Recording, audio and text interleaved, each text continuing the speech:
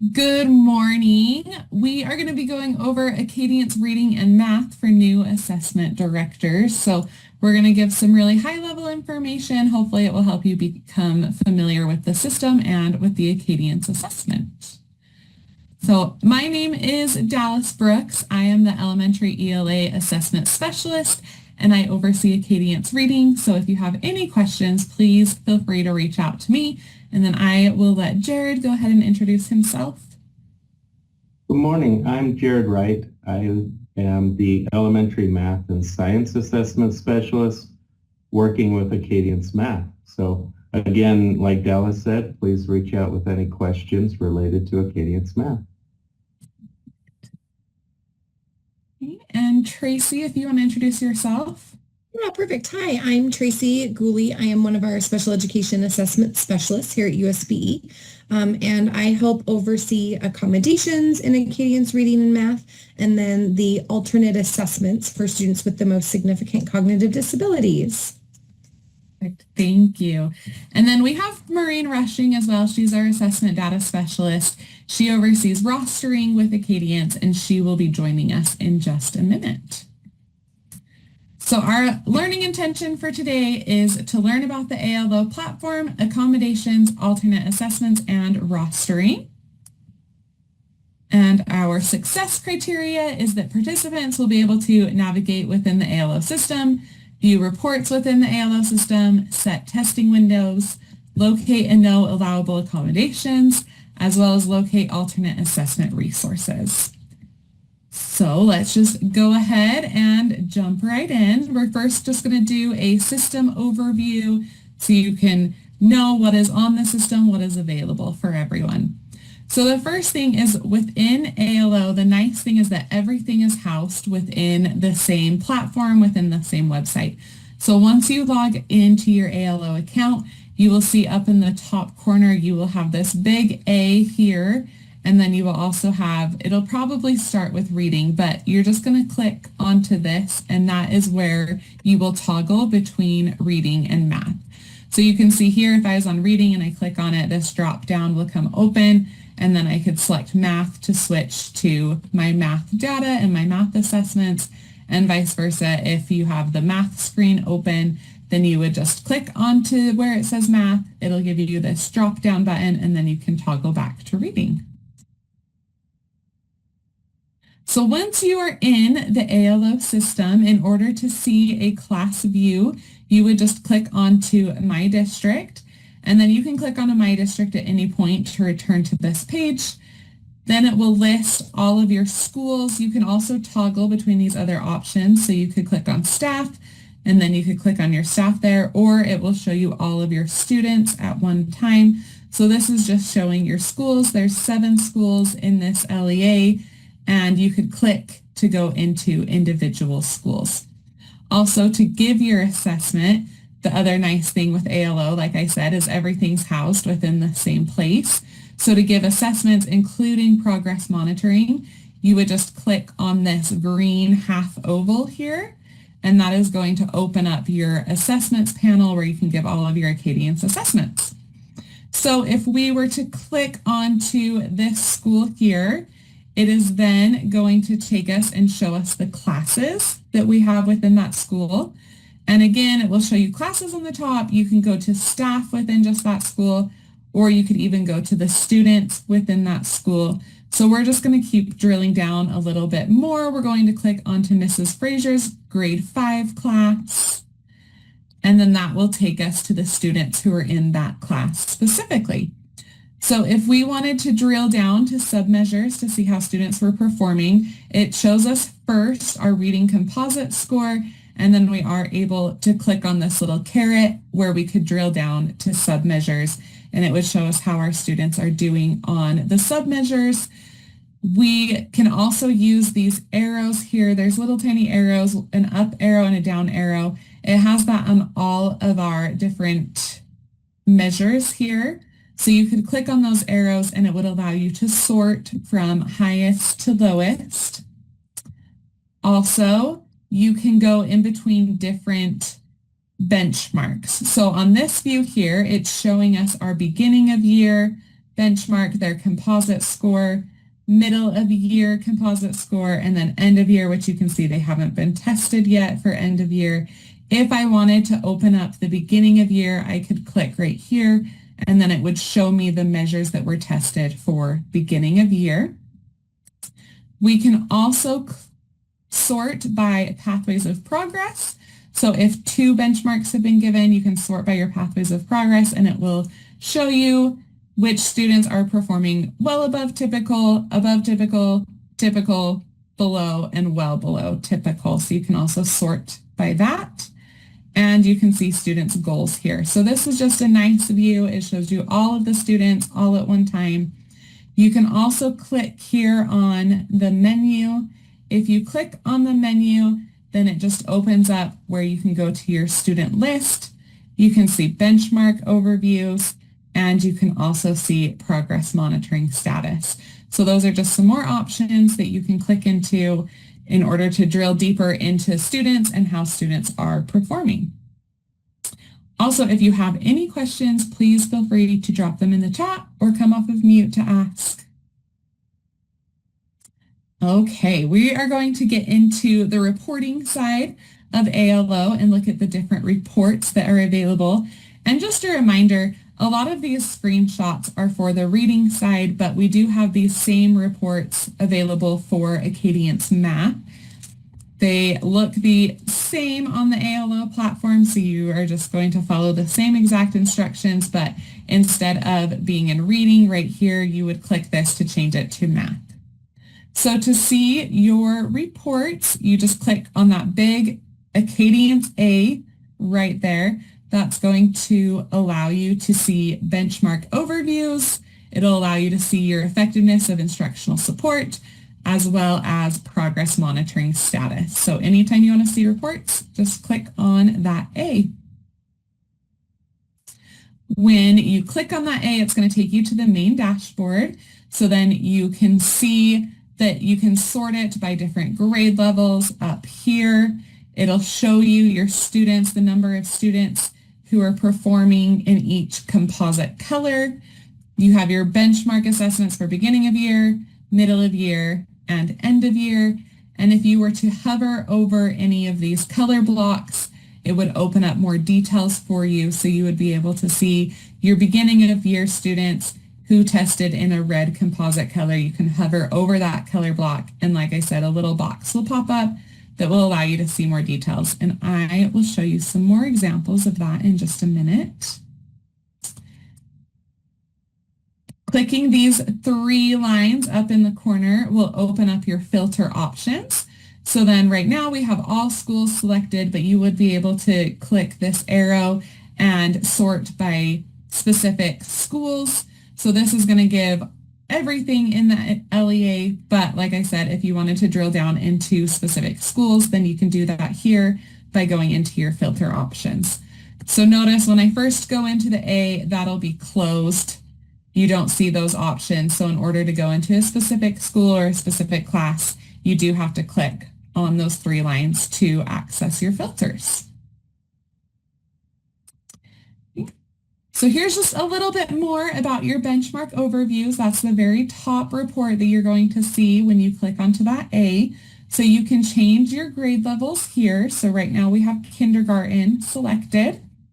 It's going to be showing us our reading composite score, but if we wanted to look at specific submeasures, we could again click on that caret, and it would allow us to choose different submeasures where we could see this same type of reporting view. And I had mentioned earlier that if you hover over that color block, then you will get a pop-up window that looks like this. So for example here, if I hovered over that blue for beginning of year, it'll tell me I have 12 students who are blue at the beginning of year for their composite score. That is 50% of my students. If I clicked on view details, it would show me specifically which students those were, and I would be able to go in and look at their student view to see how each of those students are performing. And then it will also tell you just on the bottom your number of students that were tested for each benchmark. The next report available is your effectiveness of instructional support. So right now I have it showing for the reading composite score. I can change my benchmarks here. So if I wanted to see from beginning of year to end of year, I could go ahead and change that. You do have to give those assessments in order to be able to view it. Otherwise, it'll just be grayed out. So your beginning of year, you won't be able to view anything until you get to your middle of year. Again, you can change what we are viewing. Right now, we're viewing the reading composite score. So this will tell us, we can look at our scores here. So we're going from beginning of year to middle of year. And we can see over here that we had, these are our students who scored red for composite at the beginning of the year. So this is our BOY composite score. And now we can see how they are doing in middle of year. So those students who were red at the beginning of year in their composite score, for middle of year, it looks like we have some students who have moved up to yellow, a few students who have moved up to green, and some who have moved up to blue. So that's awesome. That's exactly what you want to be able to see. If you hover over a color block, for example, right here, we had one student who was blue at the beginning of year, and they have dropped down to red for middle of year. So we could hover over that color block, and then we would be able to view the details to see which student that is and which student needs additional help and support. Again, just a reminder here, this is our beginning of year composite score. So beginning of year, these were our students who tested green on their composite score. At middle of year, you can see how they have changed. So some students went down to red, some students went down to yellow, and a few students went up to blue. So then again, we could hover over those color blocks to see who those students are, and then we could give them more support and help them. This is your rainbow view, is what I like to call it. So if you click on this little rainbow, that is what is showing you your composite score. If you switch that and click on the graph view, it is going to show you what is happening with students on their pathways. So this looks really familiar to the rainbow view where we have our beginning of year composite color. So these are our students who are red for the beginning of year, and then underneath we can see what they are doing in their pathways for middle of year. So you can see these students are making well above typical growth. The students in the dark green are making above typical growth, and then the students in the light green are making typical growth. And this is again those students who were red at beginning of year and their pathway at middle of year, what is happening. Again, just like in our rainbow view, you can hover over one of those color blocks and then it will show you more details. So this example, we have 5 students who were green at beginning of year composite score, and they are making well below typical progress. So those are some students that we could click to see some additional details and go check to see what's going on with them, to see what we need to do to help them. Okay, and your third reporting option is the progress monitoring status bar. So you will have this progress monitoring status bar on the bottom of your page. Just know that this does not reflect benchmark levels. This is in correlation to their progress monitoring. So this is a little bit of a different mind shift here. This is not benchmark levels. This is progress monitoring. Again, you can always hover over a color block to see more information about the students. You can click on View PM Status List to see more details about progress monitoring. And then the colors, like I said, they are not the benchmark colors. They are in relationship to how students have performed over their last 3 progress monitoring data points. And they correlate with these colors here, your progress monitoring icons. So students who are getting this icon with the green color means that on their last 3 data points, they were above the aim line for their pathway. So this is saying ALO is predicting that these students will be able to meet their goal according to their progress monitoring data. Students who are getting a yellow icon, it means that if we were to go look at their pathway aim line for their end of year goal, they have some data points that are maybe above, maybe below, maybe right on that line. They're kind of going up and down.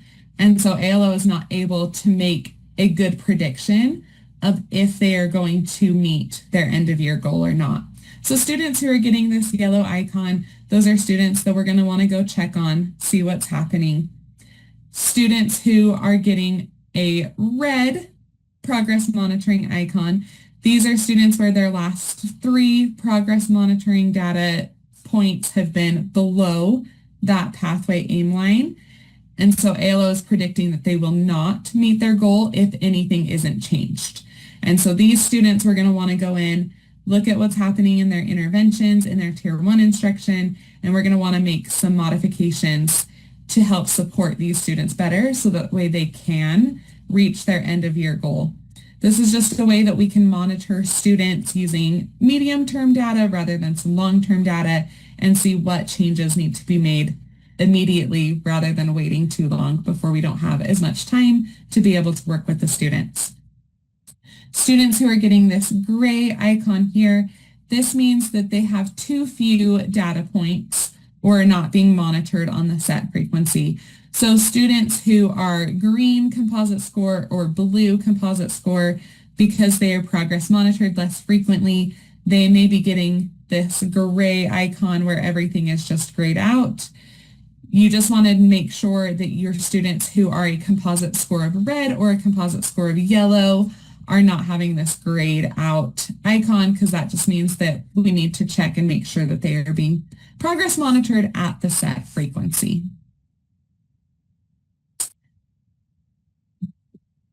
This is specifically for reading. So here are some progress monitoring guidelines specifically for reading. This is part of Senate Bill 127.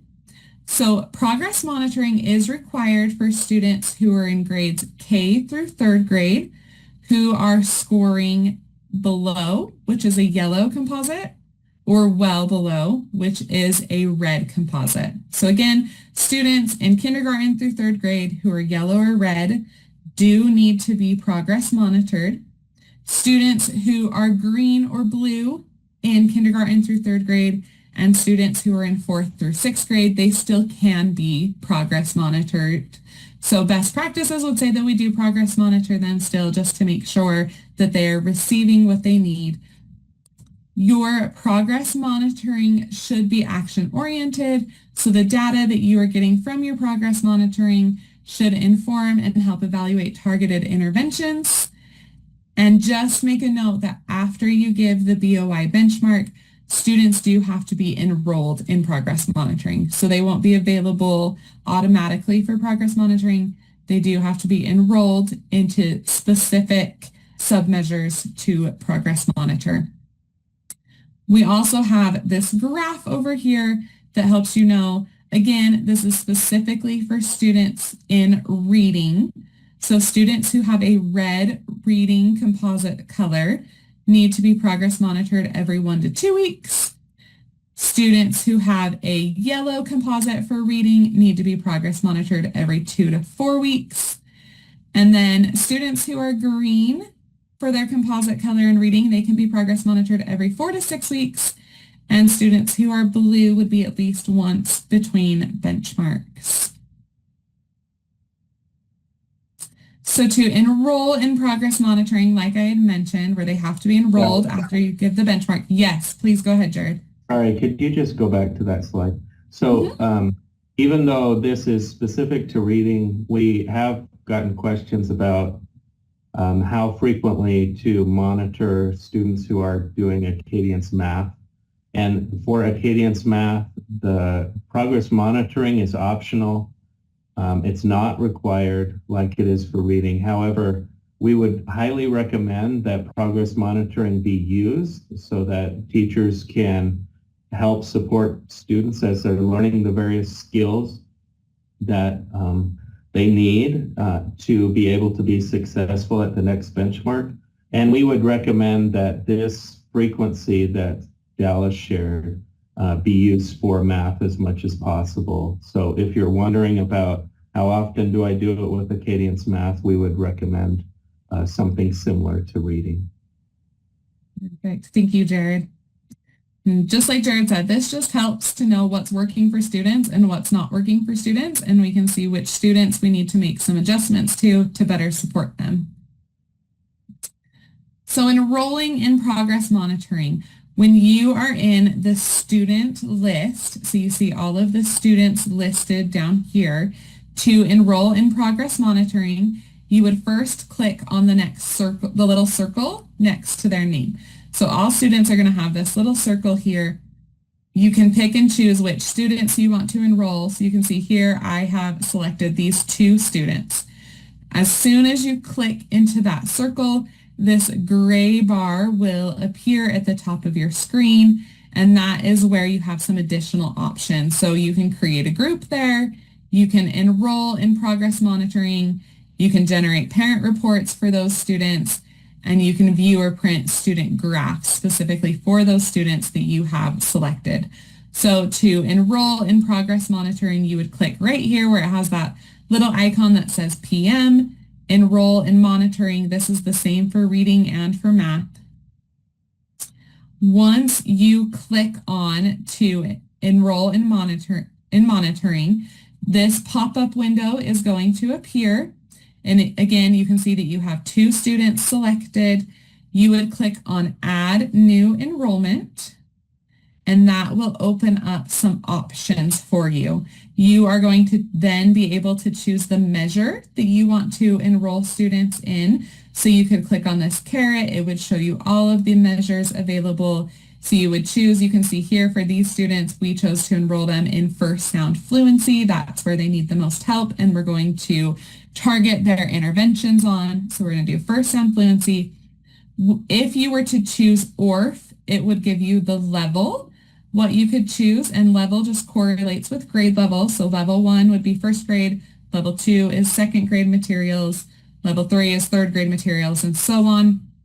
That's not available for some of our measures as they aren't tested in every grade level. So just know when you choose ORF for reading, it would give you the levels option, and then it allows you to set that frequency, which is just with that chart that Jared and I were talking about on the previous slides. So you can see here, since those students were red and they need help with first sound fluency, that's what we have chosen, and we have chosen to progress monitor them every 2 weeks. Then the system will prompt us every 2 weeks to progress monitor these specific students on first sound fluency. Then you would click on to add. Once you click add, it gives you the save changes option. It also has this little X up here underneath enroll, and so if you needed to make some changes or adjustments, you could click on that X, which would allow you to make changes. And then as soon as you're ready to create those progress monitoring groups, you would go ahead and click on save changes.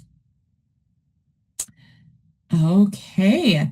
I am going to go ahead and let Jared take over sharing now, and he will move on with some more information regarding testing windows.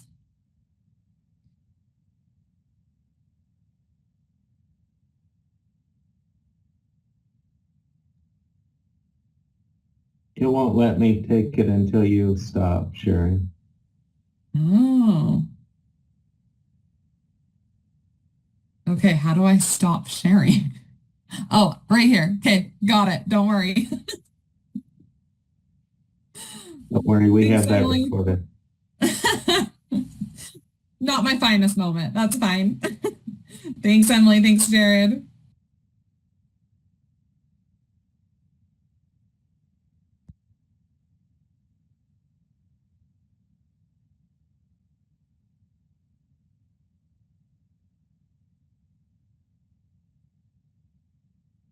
All right, am I sharing now? Testing windows? Yes. Okay, perfect. Just getting my thing organized.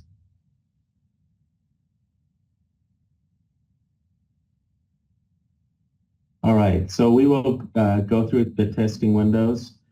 So let's get started. So the testing windows are the same dates every year. The year will change, but the days or dates within there are in board rule and will remain the same every time. So we've also included what's required versus what's optional. So you have K through 3 are required for reading and math. And then grades 4 through 6 are optional for reading, where the state pays for that. For Acadience math, if LEAs would like to include grades 4 through 6, they can do that, but they would be responsible to work with the vendor to pay. And you can reach out to me to get contact information for that. We have 2 sets of dates. We have the testing windows, so you DOI, MOI, and EOI represent beginning of year, middle of year, and end of year.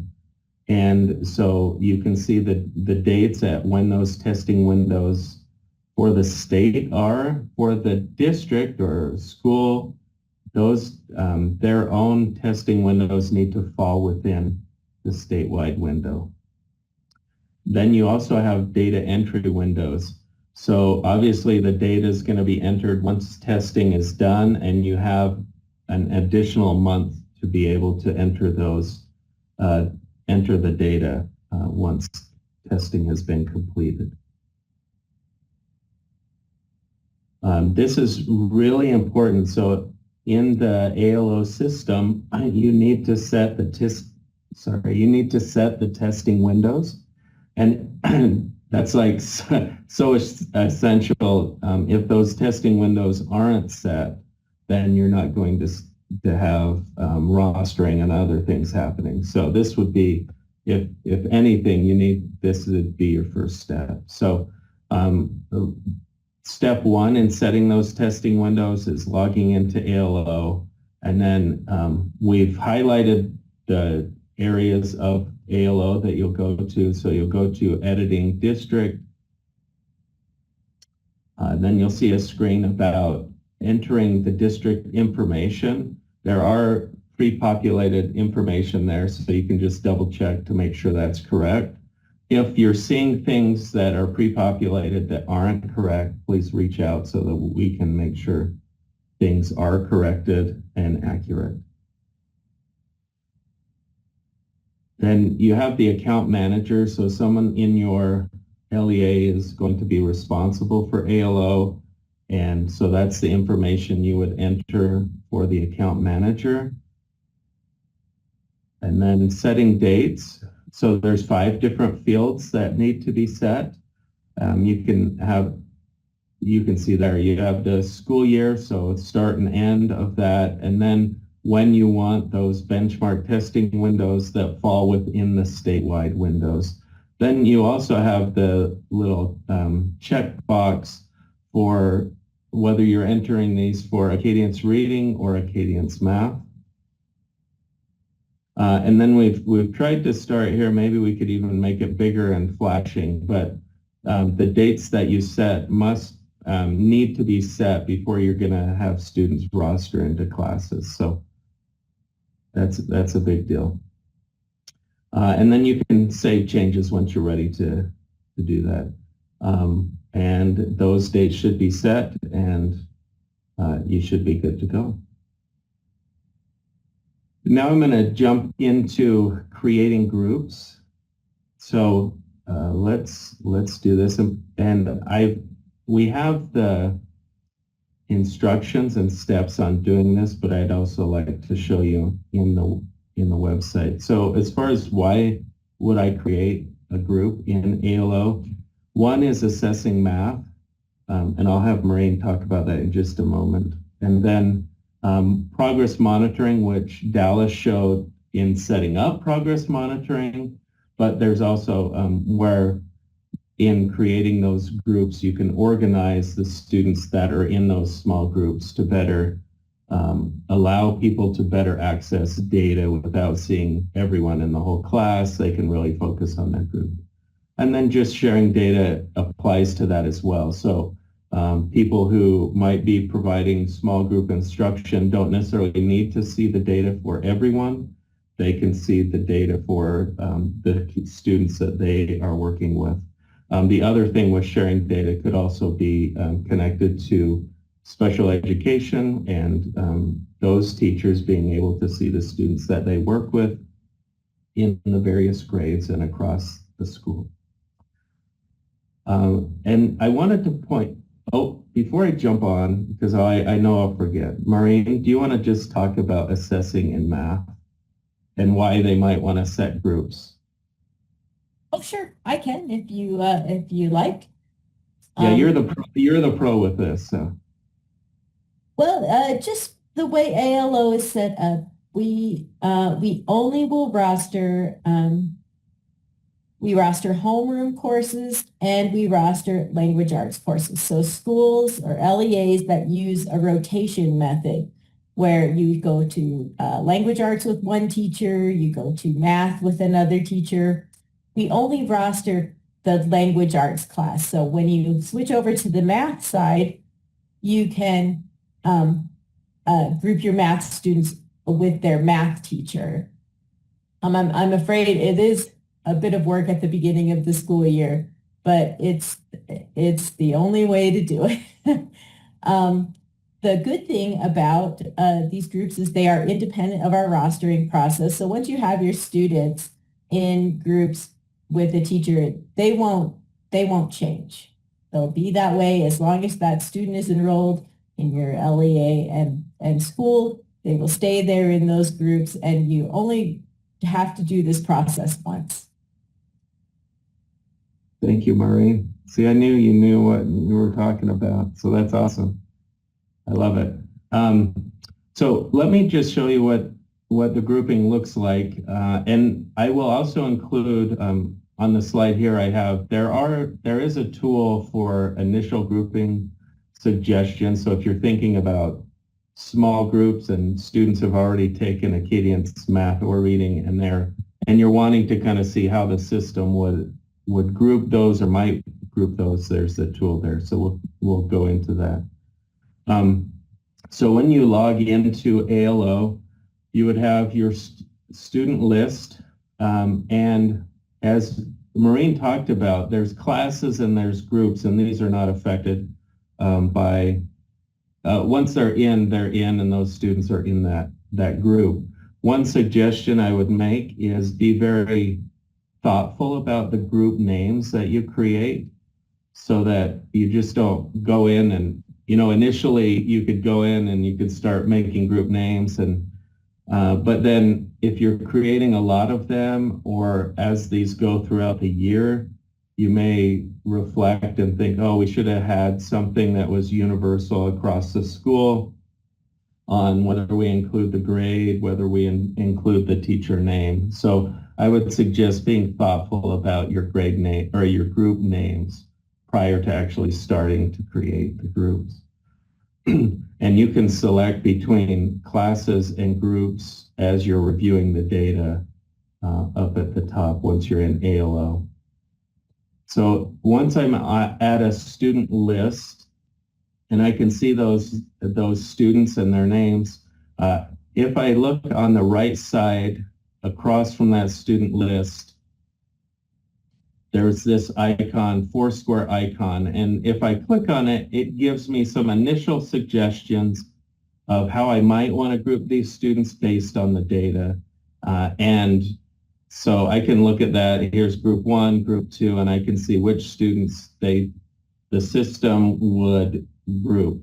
For students who don't have a complete set of data, they're missing one of the measures or multiple measures, it will be unassigned. And again, this is just initial suggestions.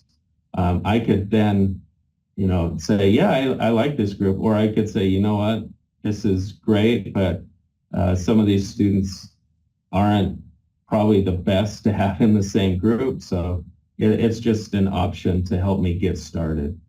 When I have the student list, if I go to the left of each of the students, there's a radio button that I can select the students. And as I select the students, you may want, as Maureen mentioned, if I'm doing this for, the whole class because I want to put them in a math group, then at the top I can select this radio button, and it selects all of the students in that list. So if this whole list is just one class, I can select that without doing each individual student. But as I select that, as Dallas showed, there is something that comes down at the top, and one of those options is to create a group. So I select the students I'd like to put into a group.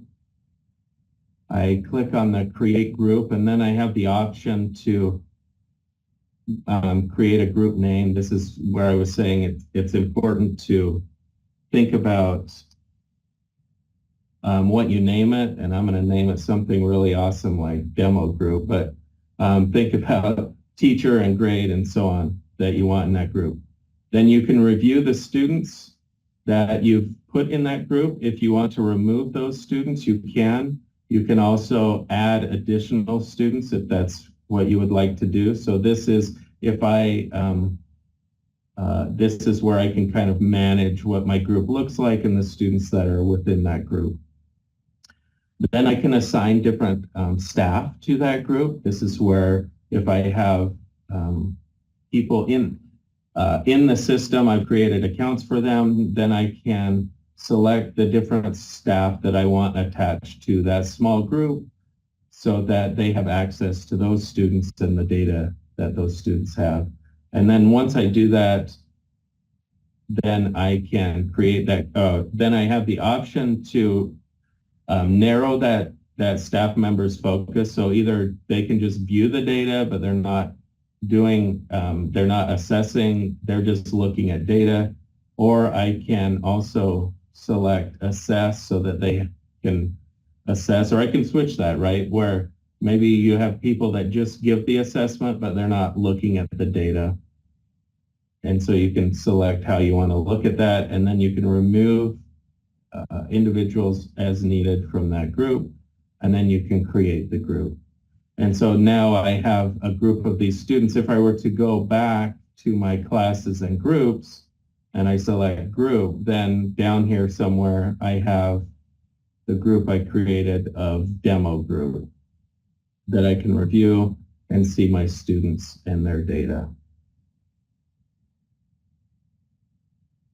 So we do have the slides that I'll just go through. So you're selecting students, you can create the group, you make sure to pick a name that makes sense and will be able to be used throughout the year. You can review those students and then you can add additional students. You would assign staff members to that group, and then you can click on just create the group, and it's created. And then when you want to view the data, you make sure to switch from classes to groups so that you can see the name of that group available. One other thing that I'd like to show you is this growth goals tool. So the example here, so you're going to select a student, and then there's an icon you would click on, and then you can adjust the goals for that student. This growth goals tool it is just a tool. It's not affecting anything as far as if you set a goal for a student and you don't reach that goal, it's just for you. So it would just be like, maybe we'll try harder next time, but it's not going to affect anything that the state's seeing or any like connection with accountability, nothing like that. This is just purely for people to get access to a tool that helps create a goal and focus throughout the year. This can be done by teachers just doing this, or teachers working with students, however is best. Let me show you where that looks in the system. So now let's go back. So I have my list of students. So I have my list of students, and if I clicked on Sonia, well, it did that. I can see it there. It's just, yeah, okay. Out to the right is showing her overall score. And if I click on that, then I have this tool come up. It allows me to see where the student started off. So what was their beginning of year score? And I can see that for, in this case, computation and concepts and application. And then I can see the progress or pathways of progress. And then I can see the overall, what it currently is at, or what it currently is set at. So a typical pathway of progress and the overall score. If when I'm using this tool, I can go in and I can adjust these sliders so that I can move up to see, okay, if I have an above typical or well above typical growth, what would that look like?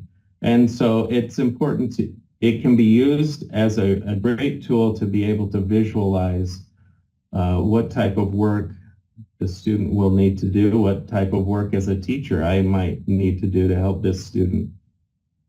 But it also should be used in thinking about, as you set goals, making sure those are realistic, those are you could accomplish those, but that you're also setting goals that are rigorous, that you're not moving sliders down into well below growth and say, yeah, you know, let's keep this low so we don't have to work as hard. Like, it's just, it can be really helpful to make sure to push you, but also making it realistic so that it can be attainable and exciting once, you know, as you're seeing that growth.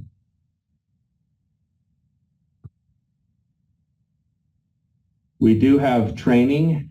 We've been doing training, and as we're here, we're doing training. So Acadience is something we've scheduled out different trainings. You can see for Acadience Reading and then Acadience Math, there's various trainings. There is a link in the slides, and so we can provide these slides to you as assessment directors so that you have links and access to the information related to those trainings. If you have any questions about trainings or there's something that you would like for your school or LEA, you can reach out to Dallas or myself, and we can work with you to get those trainings available. We also have various links for different resources related to Acadience that could be useful and a great place to start in looking at those. We have, as Dallas and I went through the training, there's a lot that's very similar with Acadience Math.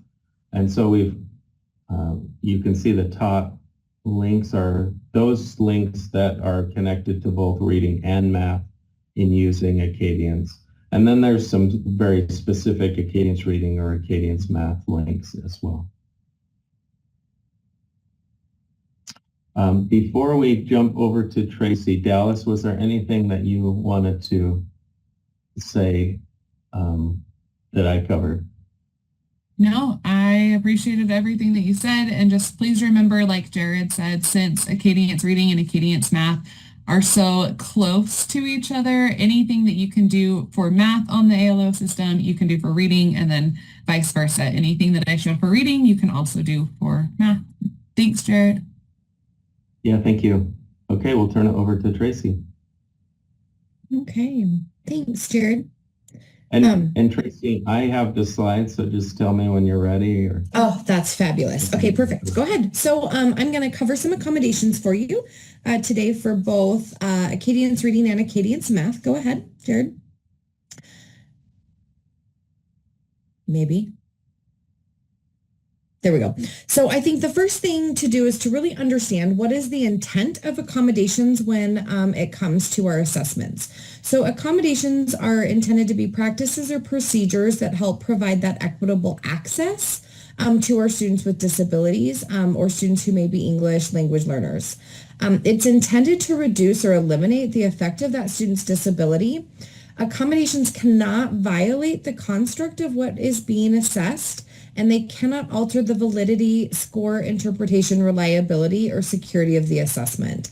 And accommodations must be determined by a student's IEP 504 or an EL team. And so when determining accommodations, which ones are allowable and not for an assessment, we work with our fantastic assessment folks and vendors to kind of help determine what are the accommodations that really don't violate that construct or that validity and score interpretation. So go ahead, Jared.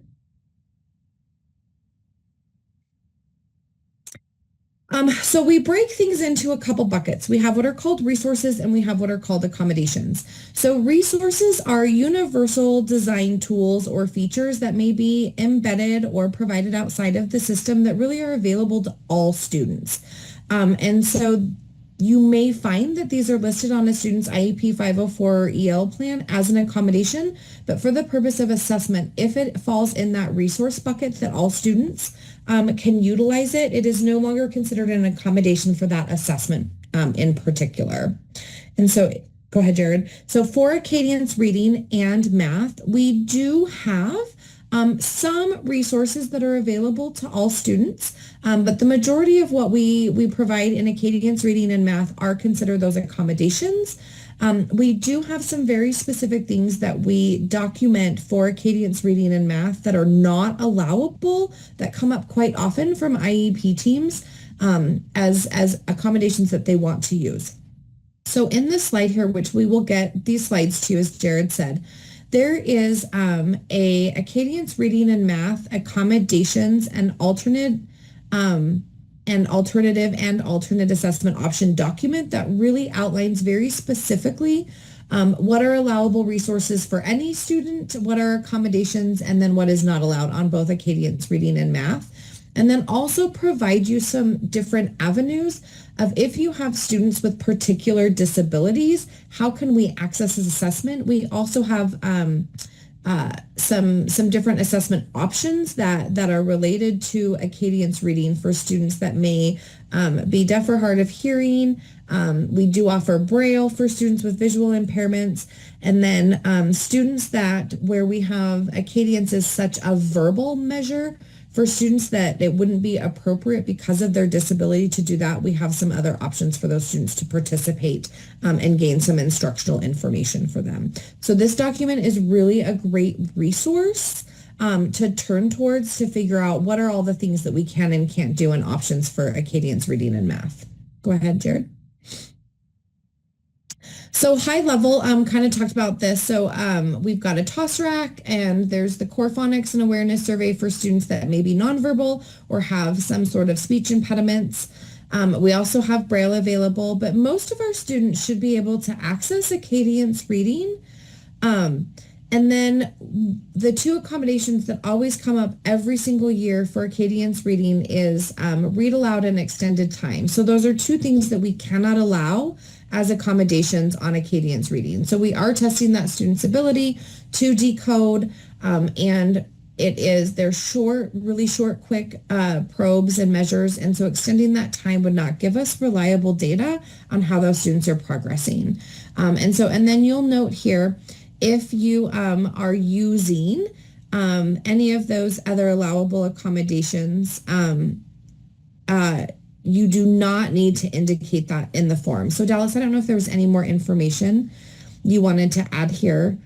We really, I don't believe, are looking to track any of the accommodations you're using for your kiddos in Acadience reading. We really were just looking for that read aloud on Acadience math. And I don't have anything to add. Thank you, Tracy. Okay, perfect. So if you go to the next slide, Jared, wanted to just really make aware for you for Acadience math. So right now, Jared and Dallas and Teresa and I have been working on getting a nonverbal sort of a measure in greater alignment to Acadience available to you. So keep an eye out for that this year. We'll let you know when that's ready to pilot.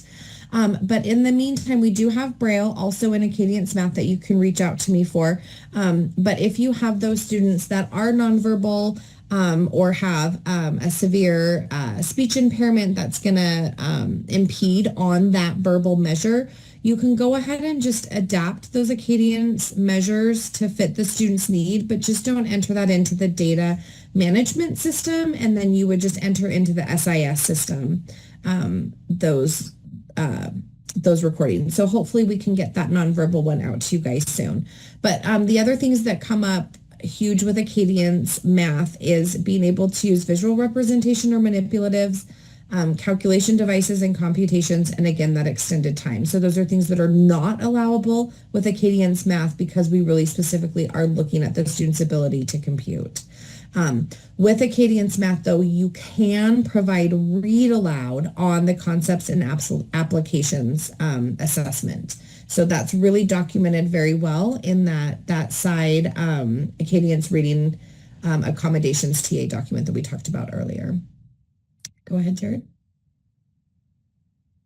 So here's a list of just all the resources for you. One thing to note is when you get into Acadience Test Administration Manual, you will notice that when they talk about accommodations, they talk about them different, and they really only list like, I think it's 4 or 5 things in there that they say are allowable. Utah has a host of many other accommodations that are allowed. So we do recommend referencing this, that first resource there, that assessment options and accommodations document to really robustly understand what you can and can't do for accommodations. You can also find Acadience information in our Utah participation and accommodations policy as well. Okay, go ahead, Jared. So really that kind of wraps up accommodations. So please feel free to reach out if you have any questions or anything, specific comes up from teachers. Now we're going to talk about our Acadience alternate assessments. Go ahead, next slide. So Acadience is required for all students grades K through 3 in Utah. So when we have a required assessment for all students and where we have alternate achievement standards, we're required to have an alternate assessment for students with the most significant cognitive disabilities who are receiving instructional support through those alternate achievement standards are essential elements, and they cannot access the regular assessments, even with accommodations. So we do have alternate assessments for these students with our most significant cognitive disabilities, K through grade 3. These students are expected to participate, and we do look at that, and they're included, in that participation group when we do look at participation. So students to participate in our alternate assessments have to meet some really strict participation criteria that is outlined in our Utah Alternate Assessment Participation Guidelines, and it's determined by an IEP team. So a teacher or an administrator cannot determine alone by themselves without an IEP team that the student will be taking alternate assessments. Go ahead, Jared. So where you can find these alternate assessments for Acadience reading and math, we call them the early literacy alternate assessment and the early mathematics alternate assessment. Those are housed on the USBE Special Education Assessment webpage. And so when you get to that webpage and navigate, you click on the alternate assessment tab and then scroll down and you'll see all of the Acadience reading and math alternate assessments open up. And they are just rubrics, simple rubrics that you will download right from that webpage. And teachers just print them and use them. There's also guides as well. Go ahead, Jared. We'll dig into what those look like here in just a sec. Oh, there you go. So if you click on that, you can click on the web page and go over to alternate assessment. Perfect, and scroll down. So you'll see a bunch of stuff, and then you'll come to there it is. It's hosted all right there, all that early early literacy, and early math. It's where you can find all of those rubrics. Perfect. So these assessments it's a rubric style assessment. It is skill-based, and it is considered and expected to be sort of a one-on-one type assessment. As teachers move throughout the year, it could become more observational or progress monitoring that they're doing on IEP goals and skills that may relate to things assessed here in Acadience. Learning and math, they may be able to just use some of that progress monitoring data to fill this out as they move through the windows. The assessment windows for BOY, MOY, and EOY are the exact same, and reporting requirements and timelines are the exact same as Acadience Reading and Acadience Math. There is a Canvas course that has been created for teachers. So again, you can link through it here. It's housed on that webpage that Jared was just in. And so teachers that need to administer these alternate assessments can take that quick Canvas course to kind of walk them through what to do with it. And then we do have the 2 separate guides that relate to either the early literacy or early math alternate assessment. And I do highly recommend that your teachers are looking at that. One of the questions I get all the time is, how do we report scores back? And those are reported back through your SIS system. And there's actually a section in each of those guides that walks through where and what it looks like in Acadience, or for the early literacy and early math in the SIS systems. So those are your kind of resources and an overview. Go ahead, Jared. I think the next slide is just kind of a picture of what these example rubrics look like. What we did when creating this as a group, we took our Acadience Reading and Acadience Math measures and figured out which standards they were looking at relating back to, and then we cross-referenced that with our essential elements so that we are just kind of assessing those same sort of skills for these kiddos that we're looking at in both our Acadience Reading and Acadience Math. So you can go to the next one.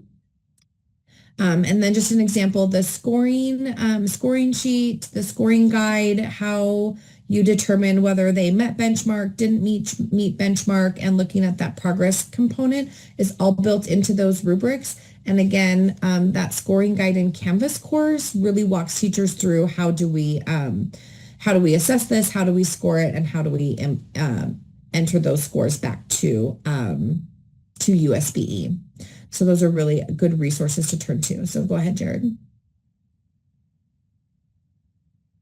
So you can see here, we do look at progress. So how we determine how a student, whether they meet benchmark or don't meet benchmark from beginning year, middle of year, end of year, we do look at that sort of progress. Are they gaining more skills and points as they move across the year?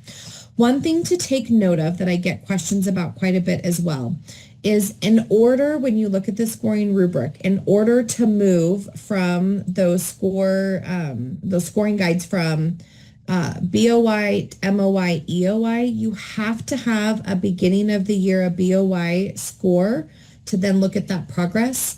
So it can happen where we have students that are identified partway through the year, either coming into an MOY window, or maybe even sometimes not until an end of the year window, as requiring an alternate assessment.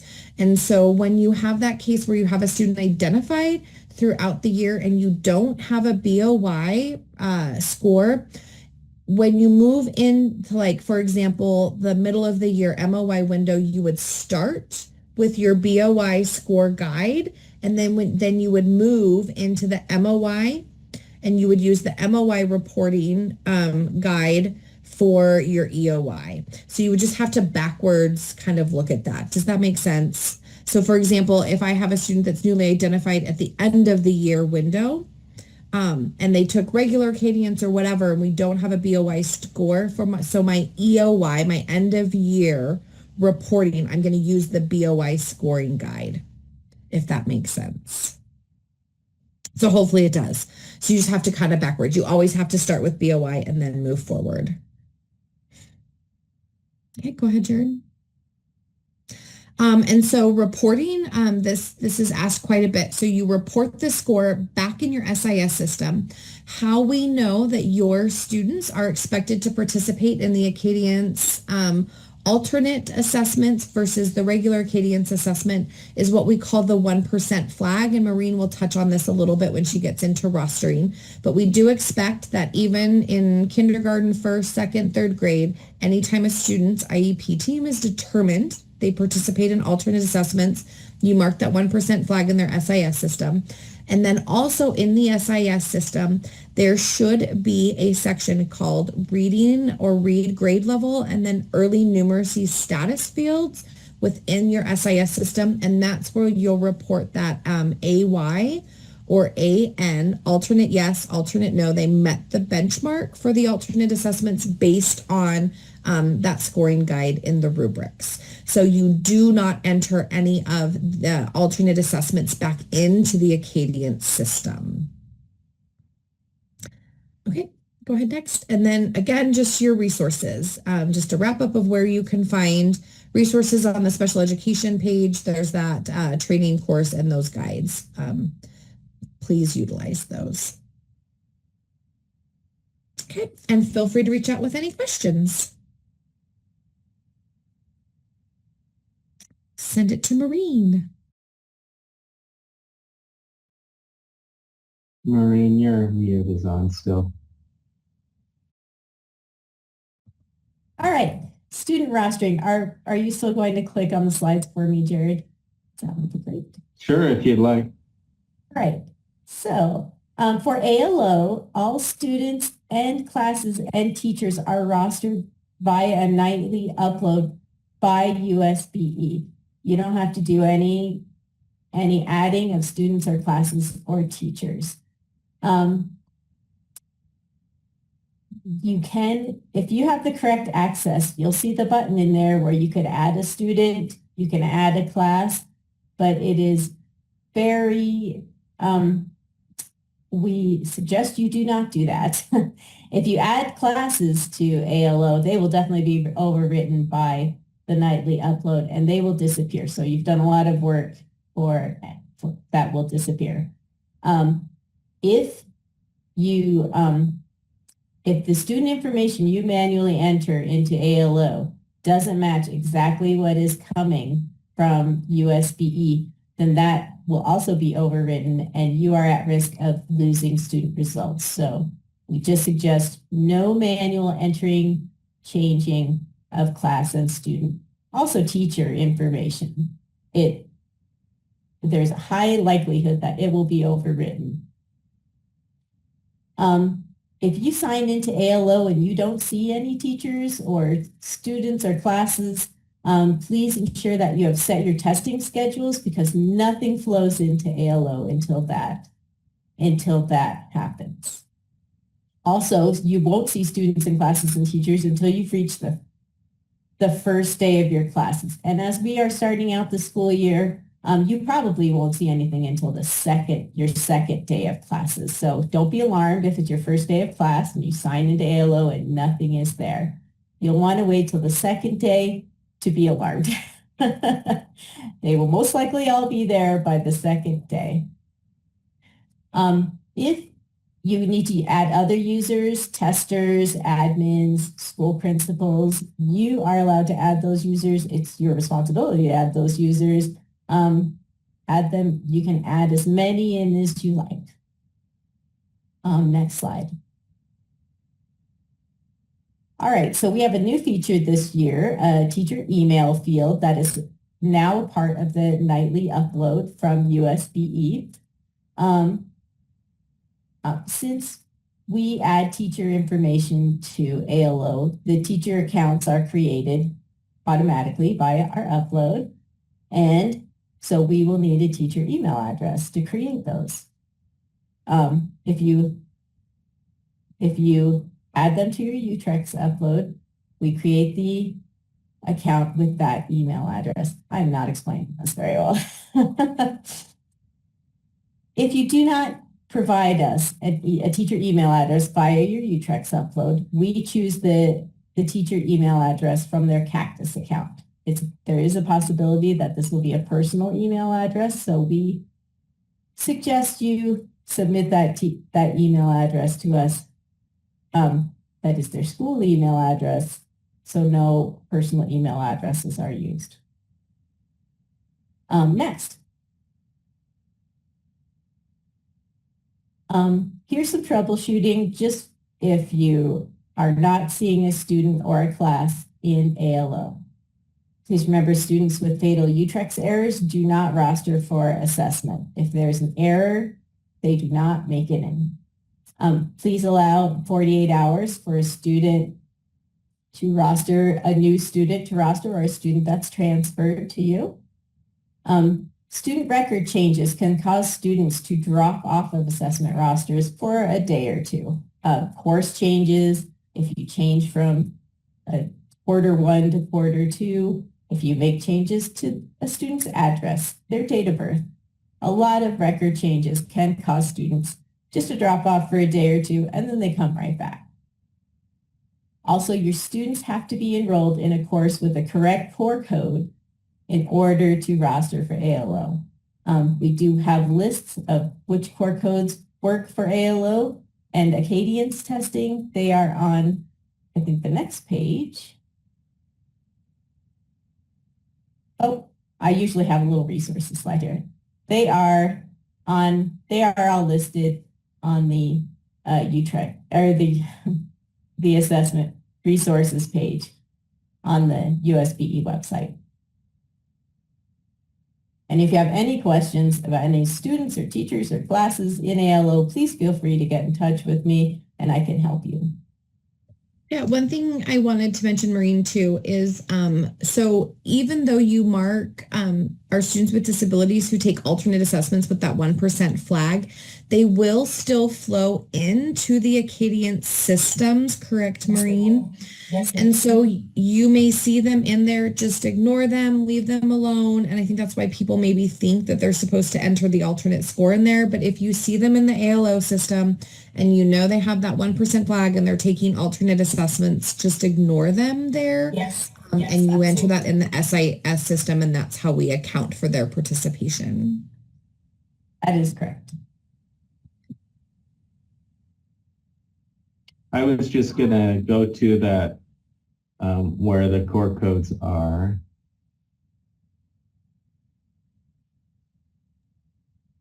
Yes, thank you. So if you go to the assessment resources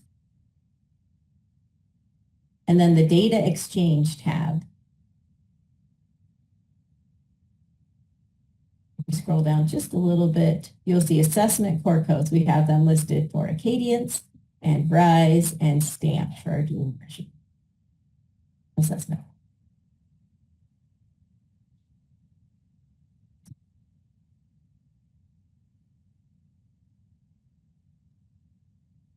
Okay. So all of this was just very high level, some resources, some information to help you be successful with Acadience.